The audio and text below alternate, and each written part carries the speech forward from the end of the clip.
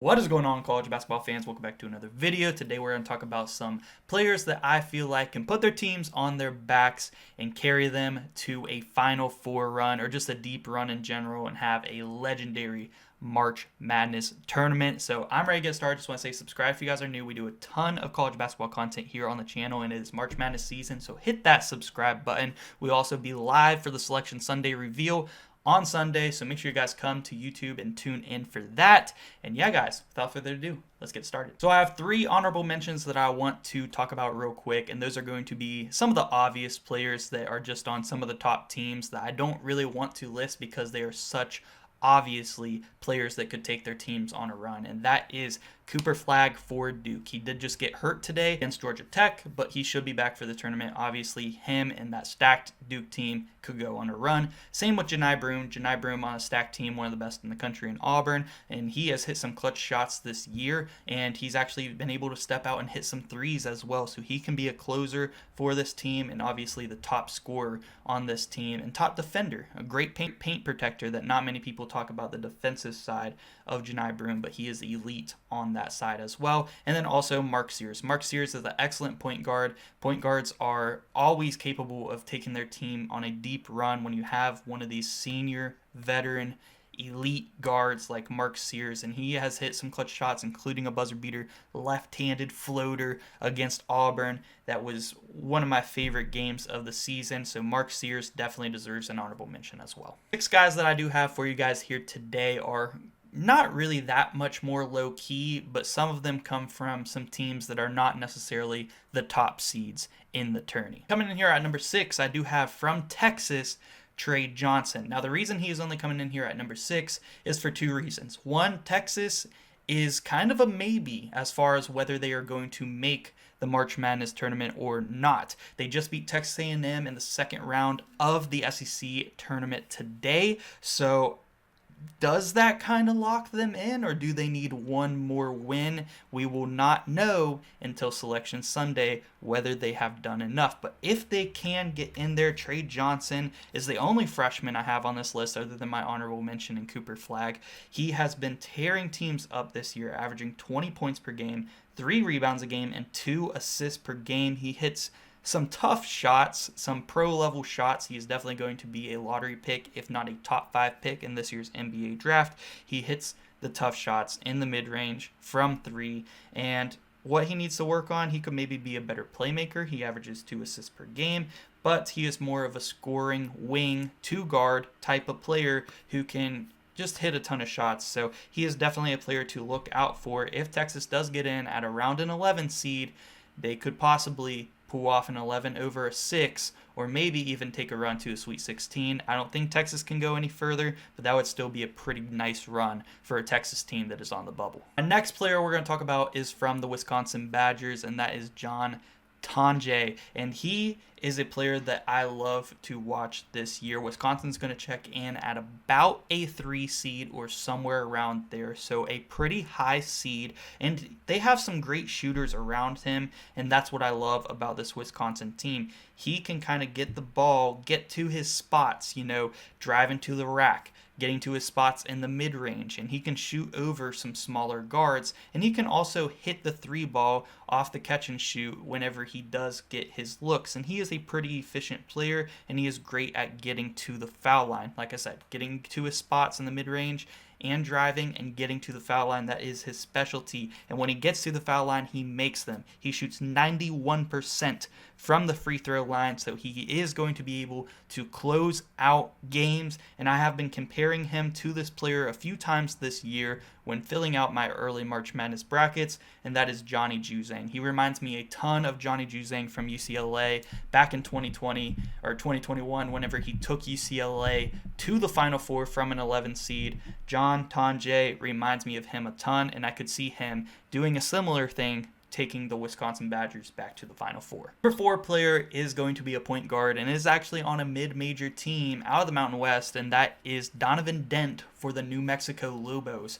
Donovan Dent is a fantastic point guard, not only scoring but playmaking as well. He averages 20 points per game, 2 rebounds per game, and 6.5 assists per game, and he is also just a very efficient player. He is a point guard that the offense runs through. He can drive and kick. That is where a lot of their offense comes from. And New Mexico is another team that has a lot of shooters around their player that can kind of drive and facilitate whenever he does get, into the lane a little bit. So I really like Donovan Dent, and he has really improved in his playmaking, I feel like, from last year and even throughout this season. And he is also a guy who can hit threes. He's not shooting them at a very high clip, but whenever he does shoot them, he is still shooting 37% from behind the arc. So he can get it done as well. Like I said, he's a very efficient player. He's a drive and kick player who likes to drive and shoot middies. He kind of reminds me of like a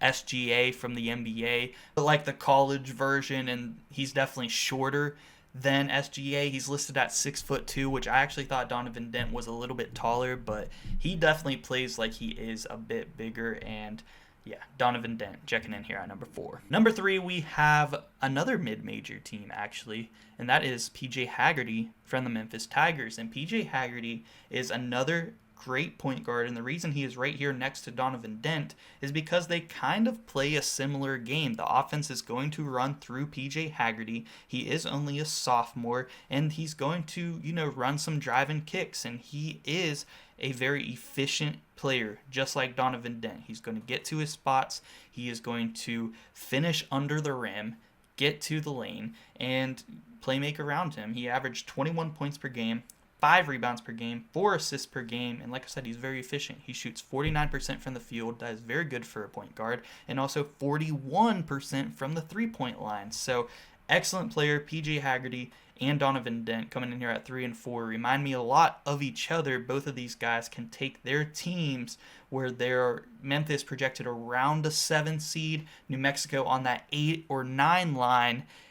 Can they lead them to the Sweet 16 or possibly to the Elite 8? That's kind of where I'm seeing from one of these players could definitely take their team on a nice little run. Number 2, we have from the Big East and playing for Marquette is Cam Jones. And the reason Cam Jones is on this list is he has actually had a few really good games lately, and we saw that in the early part of the season when they actually racked up some really good wins and were looking like a top 10 team in the country during the non-conference. When they got into Big East play, things, shook up a little bit, and they don't look as much as one of the favorites to go on a deep run. They're now looking at around a 5 to 7 seed in the March Madness tournament.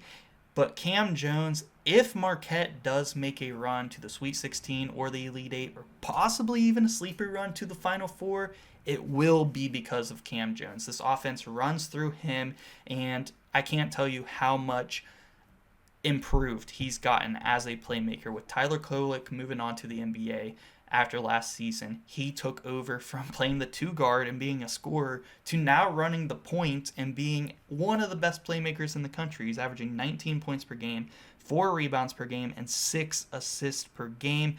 He is a good closer. He can shoot from anywhere. He can drive, finish under the rim. He can get to his spots in the mid-range, and he can shoot, catch and shoot, or off the dribble from the three-point line, and that is very valuable, especially a guy who can average 6 assists per game and also shoot off the dribble. That is so valuable to have. He is going to be a pro player. He has a 6.1 to 1.8 assist to turnover ratio. He takes care of the ball. He is a really good three-point shooter. I know it will say when you look it up he is a 30% three-point shooter, but that is because sometimes he does shoot them at somewhat of a higher clip, but I still think he is one of the best shooters in the country. Coming in here at number 1, you guys probably know who it is, and that is because he is on the thumbnail, a guy that I'm super high on as far as leading his team on a nice deep run this March Madness, and that is going to be from the Florida Gators, Walter Clayton Jr. He has been such a star this year, averaging 17 points per game, 3 rebounds a game, and 4 assists per game. He has a great team around him. They are one of the best teams in the country. They are going to get a 1 or a 2 seed. No ifs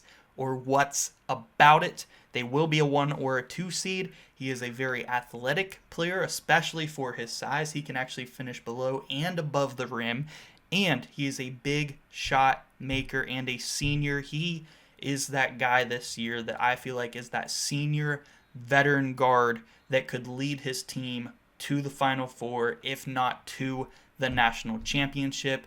I'm super high on Florida. I'm super high on Walter Clayton Jr. taking his team deep this year. He reminds me of not really a Kemba Walker, but I could see him having a Kemba Walker type run. But he reminds me more of a Trey Burke from Michigan. Trey Burke was able to lead his team to the national championship game in 2013, where they did lose to Louisville. And I think Trey Burke is the perfect comparison for Walter Clayton Jr. and what he could do on Florida this year. So can Walter Clayton Jr. pull off a Kemba Walker, Trey Burke type of run? I could definitely see it this year. Let me know what you guys think. Is there a player I'm missing? Let me know down below in the comment section. Make sure you guys go check out all the other March Madness content we got up on the channel, and subscribe because we got a ton more coming. So yeah, guys, that's it. Thank you so much for watching.